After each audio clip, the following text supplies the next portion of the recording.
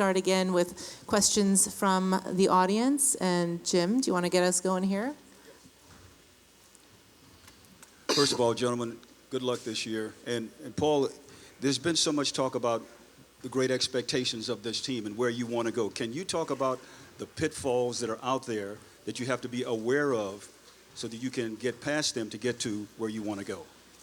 I think the good thing about my career and being where I'm at now is I've been a part of teams that we've built something in the locker room. We've built that brotherhood, and we didn't allow outside noise. We didn't allow media. We didn't allow anything to break us apart. And I sense that with this group here, how well and tight-knit we are already. And ball ain't even been rolled out yet. So I think that's most important, that we keep everything in-house, whether we got our ups, our downs. Everything is even-keeled. Everything is where everybody's on the same page. And, you know, we go out as one. If we maintain that, and we're going to get through anything. From this side, Nikki? Paul and Nikki with Spectrum. It's one thing to know you're coming home and to finally have it come to fruition. Has there been any surreal moments where you wake up and you're like, I'm home for good? The fact that I'm unpacking instead of packing at this time is a surreal moment. I mean, every day I'm here, every day I'm waking up in the morning, every day I'm taking that drive on the 405, you know, is a surreal moment. And, you know, ultimately what I wanted to get to in my career is being back home and being close to my people. So it's never going to get old, from me coming in today, having media day here, to putting on this jersey, to first game, to hearing my name in the starting lineup. You know, everything is going to be a reminder of where I'm at right now. Andrew? Andrew Greif from the Los Angeles Times for Paul. Could you just update on your status of your health, where you're at, what you think you might be able to take part in training camp, and also with coming back from a significant injury previously in your career, does that inform how you've rehabbed from your shoulders this time? Yeah. As far as my health, I'm pretty good. I'll be in camp starting this week. Nothing contact, but all the 5-on-0 stuff, all the scripted stuff I'll be a part of. In terms of being, I'm used to being in this rehab stage and knowing what it takes to get my body prepared and get my body up to speed. It's a long process, but, you know, again, I think me going through it and having a drastic injury in my leg, I know what to expect. I know what pressure to put on myself and what pressure not to put on myself as well.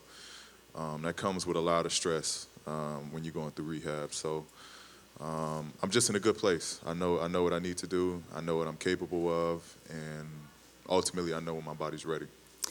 Trez, you're coming off such an incredible season, Thank and you. And Lou really had something special there going. I forgot I was up here. No, you are up here. You are up here. Thank you, Jamie. Just following you on social media, you haven't had an off season, Trez. You've been playing a lot of basketball. Is there anything that you've been working on as you get ready for this coming season? Everything, really. Definitely improving my offensive game, counters and stuff like that. Guys are, you know, when they ultimately play me, go to take away my right hand because they know it's my dominant hand. So there's just different counters like that, different things like that. And, you know, shooting the ball from, you know, all aspects of the floor, mid-range, all the way out to the three-point line. And defensively, just improving on awareness, you know, foot speed, you know, lateral movement. So just being able to rotate and make those extra defensive plays when guys are beating, things like that. So as far as the offseason, you're right. I never really take off. I constantly stay around the game of basketball because I'm blessed to be able to play it and call it my job. So I look at getting better as a ultimate thing all summer for me. And what I really want to know is how many new sneakers did you get? A lot. A lot, yeah, a lot. I can't put a number on that, but definitely improved with my sneaker collection, most definitely. Of course you did.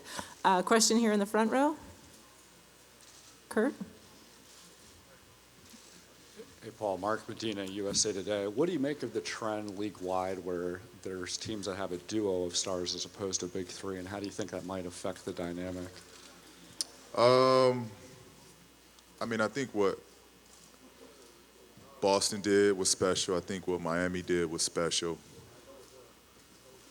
But I think it goes back to, you have two guys that are, the guys, and then you have a group around them that supports them to the highest level. And that foundation is around a lot of the guys in this league. You look at Milwaukee, you look at Philly, you look at the Lakers, you look at Houston, Utah. I mean, everybody has their two guys, and then it's a heck of a supporting cast that's with them. So you can fill in that third spot with anybody to have a big three on all of those teams. So I think it's a good thing for the league. It changed the league, but it's good for the league. The big three, everybody was looking for a big three. It didn't work for a lot of teams. And so now this is a new dynamic for the new generation of this league. Tevin, a question to both of you guys. At the other media day in town Friday, LeBron said the big winner was Staples Center. For you guys being the center focal point, for the first time, there's a legitimate rivalry between the two teams where both have expectations to win a championship. And you guys are at the center of that. What does that mean to you? How do you describe it? I don't think we've really paid too much attention to any of that. We don't get into the whole back and forth thing. I think it's more so something for the city to do and basically for you guys to do as far as media. As far as us, we look at it as another game on the schedule that, just has to be played, and one that we have to go out there and prepare and in order to get ourselves ready to win. I don't think we get too much brought into the whole, LA versus LA type thing. I definitely agree with him, but as far as the Staples Center in general as a winner, because we both play in that building, so as far as that, I definitely agree with it. But as far as like the whole rivalry thing like that, I don't think, I know in our locker room we don't really tie ourselves too much to that.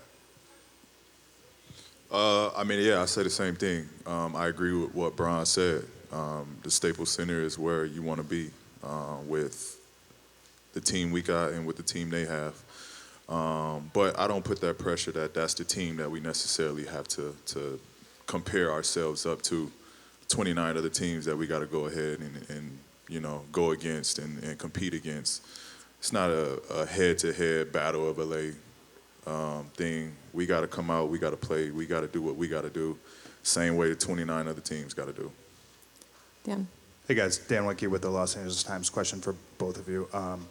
Trez, teams around the league have put together mini camps and have tried to get a head start into training camp, doing the team building things that typically would happen in training camp.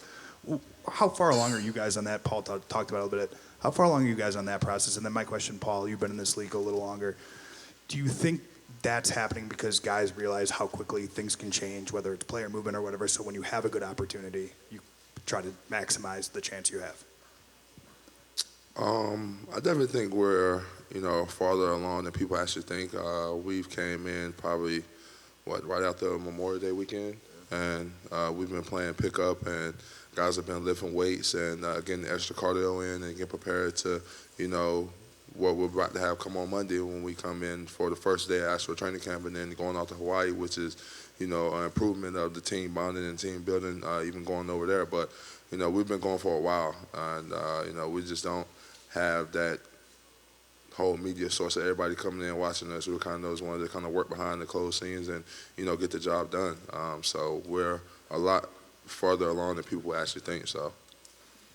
Yeah, I think, to Trez's point, the second this came together, we were all in a group chat. We were all chatting, talking, laughing, building that togetherness, that camaraderie. The second, again, this came together. The second me and Kawhi became a part of this team. So that relationship was established early to where we came in the facility. It was, it was like I knew him. You know what I mean? I've been around these guys. I felt like it was already, we fast forward all of that getting to knowing each other based off of us just already being in that chat. And then I think you seize the opportunity. You know what's ahead. You know what you have. I've again been lucky to play and fortunate to play on some really good teams. And You just never know. You never know how that team's going to shape up. In my case, I got injured, and Indiana, we went on a downfall from there. So you just never know. You never know what you have. So you got to give everything. You got to invest everything. And, you know, you try to pull the best out of that season, that group. This is Pranav from the Scarecrow. Both of you guys play with a lot of physicality and toughness. How do you look to implement that when you guys play against other teams this year? I don't look to change nothing I'm doing. We ain't changing nothing. As far as the way I play, how physical I play, around the basket and everything, I don't look to change nothing I'm doing. So I guess that answers that. We ain't changing nothing. I'm going to be hyped to be more physical. Trez take care of it, right? Facts. Over here, guys, Brad Turner from the LA Times. Trez, you and Lou were dynamic off the bench. How much better can this bench be with additions to the team you have now? I definitely think it grows a lot, you know. Like I said, be able to be around Lou as much as I am in the summertime and be able to, you know, get that extra bonding in, and different leagues that we play in down in Atlanta definitely does a great deal of help, and helping us form an even stronger bond of knowing the way, you know, me and him kind of react and kind of feed off one another. But you know, add the pieces that we have, including the pieces that we had last year, it just grows from there, really.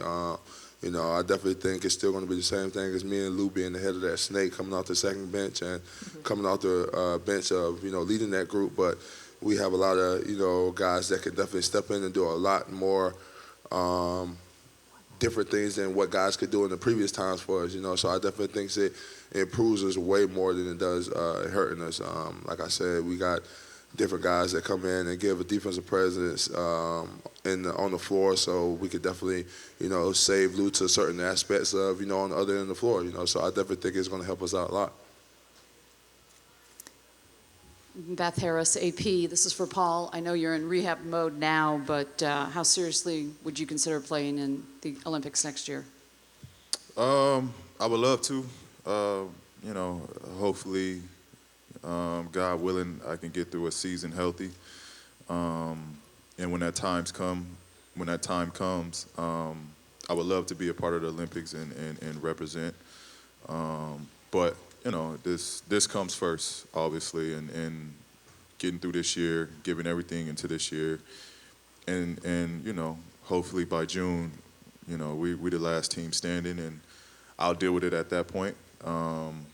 Don't really matter if we go all the way, and you know, as long as I'm healthy. When I get to that point and I'm healthy, you know, I'm in. I want to be a part of that group.